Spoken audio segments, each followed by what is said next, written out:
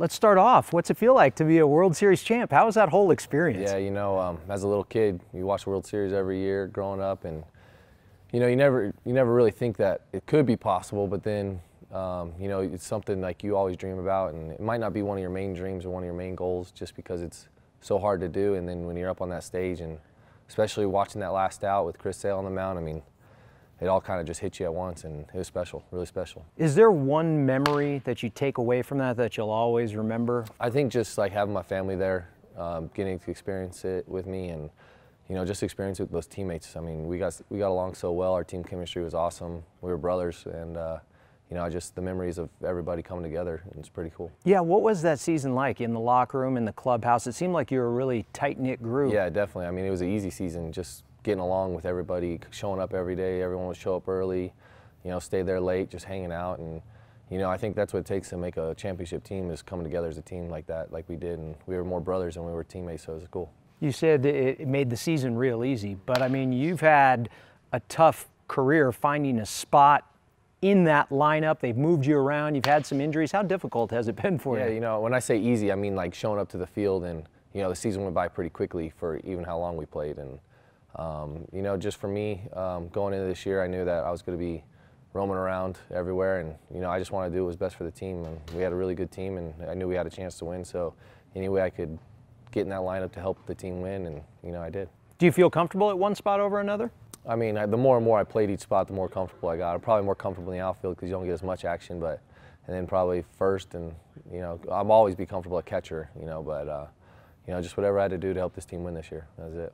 Getting that first at bat in the World Series, take me through it. What was it like for you walking up to the plate? I mean, that guy Bueller, he had our number. He was throwing really well, and you know, throwing 97, 98. I hadn't had at bat in like a week and a half, 2 weeks, so I was just trying to get ready. And you know, I had a good pitch to hit. I just couldn't pull the trigger fully, but you know, just to experience that, and then the next day coming up and getting a hit and run, and you know, just getting to play in the World Series, pretty special. So you win the World Series, you get that final out, like you said. What was that experience like? It was awesome. You know, just dogpiling right there with everybody, knowing we had worked so hard, and you know, it's something.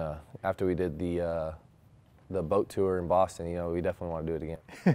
What was that boat tour? I mean, it seems like such a crazy scene. You had the parade and the boat tour and everything. Yeah, you know, I didn't really know what to expect. I had seen pictures and stuff of years past of it. But then when you show up and you turn around one corner and there's millions of people watching and on the streets, and pretty much all of Boston shut down, you know, it turned into a little bit of a party, so it was pretty cool.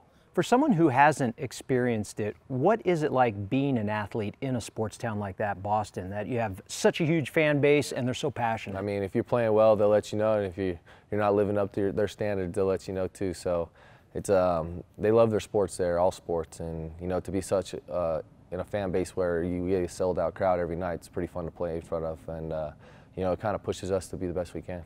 You and Alex Bregman are kind of tied together, both being from the area, making it, both World Series champs now. When was the first time you guys kind of crossed paths on a major league field? On a major league field? I think we were playing in Houston last year. That was our first year, because I got up in 15, he got up in 16. Yeah. And I think in 2017 was when we, no.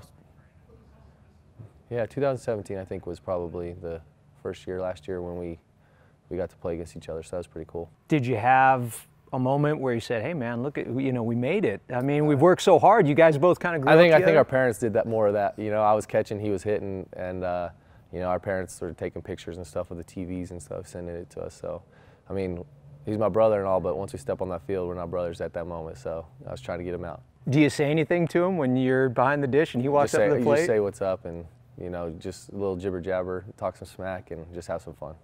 What's next for you professionally with the Red Sox? What do you anticipate? Where are they going to put you? Yeah, you know, I've been told to come into spring training as a catcher, and you know, all I can do is put this work in this off season and go about my business the right way and do everything I can to prepare myself to do that, and you know, let my ability kind of take over. You've put in a whole lot of work since you grew up in this area playing baseball.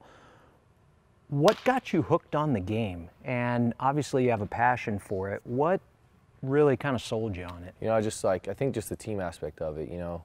It's pretty tough to just have one guy carry a whole team. You know, you guys got to pick each other up. Somebody's going to strike out at a big situation at bat, and the guy on deck's going to pick him up. And you know, you're just always handing off the torch. And I think when you have like a little group of guys like me, Mitchell, and then Bregman, everyone that comes in and works out together, and they're pushing each other, it's going to make us better in the long run. And they're kind of like our little team here, and just pushing each other and picking each other up, and just staying focused.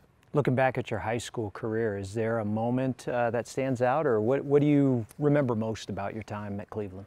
I mean, when I was at Rio Rancho, we won a state championship, so that was cool. And then, at Cleveland, I remember showing up one day my senior year, and I was looking for my dad in the stands, and he was surrounded by a bunch of scouts, and I was not used to that. And I think there were like 27 scouts in the stands, and that's probably a moment I was like, wow, like I better play pretty well right here. So, that's special, just looking back on that and like figuring out how everything worked out, and how I went about my business the right way and did what I needed to do. Was that tough for a high schooler to take on his shoulders? And plus, you ended up being such a high draft pick. Yeah, I don't know. I think I was kind of naive to it, where I saw him out there, but I was still playing baseball, so I was still pretty comfortable just going out and playing baseball and letting my ability and my athleticism take over. And so, when you first started professionally, was it everything you thought it would be? Was it tougher than you thought it would be? I think there's a lot of hidden things that people don't see, and I think everybody in baseball will tell you that, especially when all of a sudden you sign and you go to the Gulf Coast League in Florida and you're playing in 120-degree weather with humidity,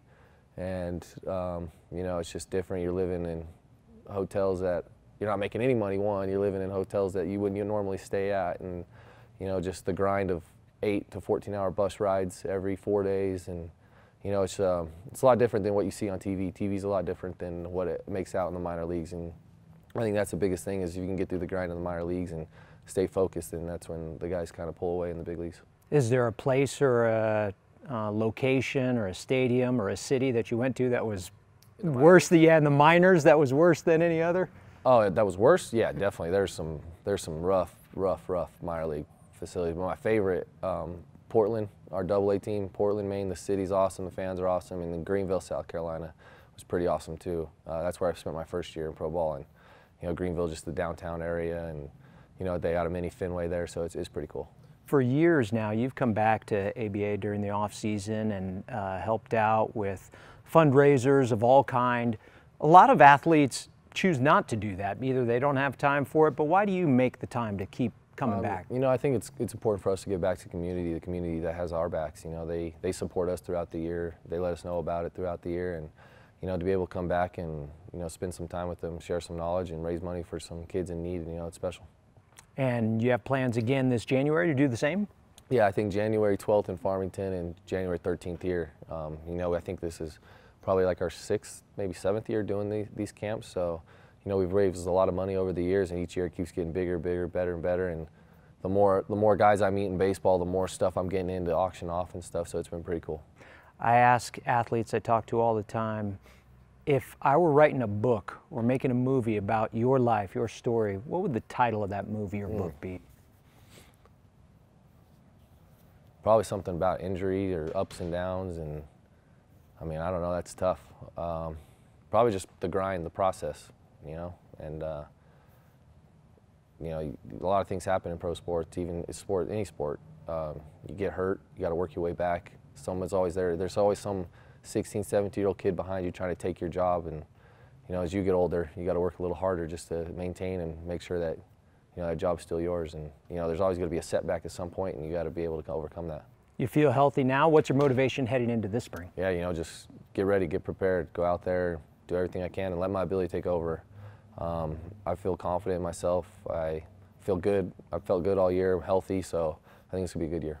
How many more World Series you got in your pocket? We'll see. Our team's coming back for the Red Sox pretty good. So, as long as we keep staying with what we're doing and not trying to do too much and just keep having fun playing the game, we're going to be all right.